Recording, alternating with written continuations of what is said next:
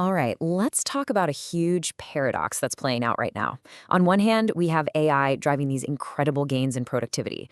On the other, the buying power for most people is actually going down. We're going to dig into why our social systems are facing a potential collapse, and it all revolves around a concept called the fiscal leak. To kick things off, just listen to this warning from Dario Amodei, who's the CEO of Anthropic. He's basically saying there's this giant wave of change coming, a tsunami, and he thinks most of us are in denial, not really grasping how big it is. Now, that tsunami isn't just a metaphor. There's a very specific number that experts are warning about. This range, 10 to 20%, and it represents something way more dangerous than just a bad recession. So what is this number? Well, sources suggest it's the tipping point. The point where structural unemployment gets so high that the systems we all count on, pensions, healthcare, unemployment benefits, they don't just bend, they start to systemically break. So let's get into why that is. You see, the problem is baked right into the architecture of how we fund our government. It's worked for a long, long time. But in this new age of automation, it turns out there's a massive design flaw, and it's just about to get exposed. And that flaw has a name, the fiscal leak. It's a great term for it. Just think of a slow but constant leak in the bucket that pays for everything in our society. Every single time a job is replaced by an untaxed machine or an AI, it's like another little hole just opened up. And this right here, this shows you just how serious that leak is. Our social systems are almost entirely paid for, we're talking around 90%, by taxes and contributions that come from people having jobs. That's become a really dangerous single point of failure. So you get this brutal 1-2 punch on the system. On one side, the money coming in from taxes just plummets.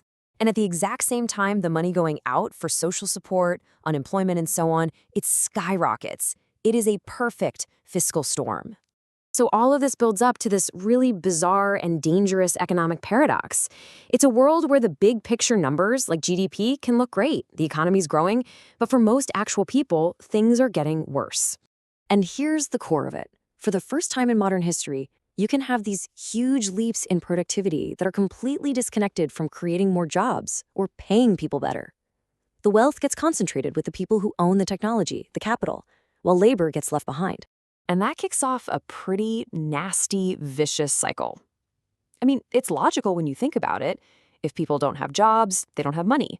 If they don't have money, they can't buy all the stuff that this super efficient, automated economy is producing. And that leads to a crisis of demand that eventually hurts everyone, even the companies at the top. And that's the crucial point. Even the biggest corporations have a real stake in solving this problem. At the end of the day, what good is a factory full of robots if nobody has the money to buy what it makes? A rich company in a poor society? That's just not sustainable. Which leads us to the billion-dollar question, right? If you can't rely on taxing human labor anymore, what can you tax? To solve this, we have to completely rethink where value actually comes from in the 21st century. The consensus that seems to be forming is pretty straightforward, at least in theory. We have to find a way to tax the incredible value being created by AI and automation, and we have to do it right at the source, the capital that's doing the work. So people are kicking around a few different ideas.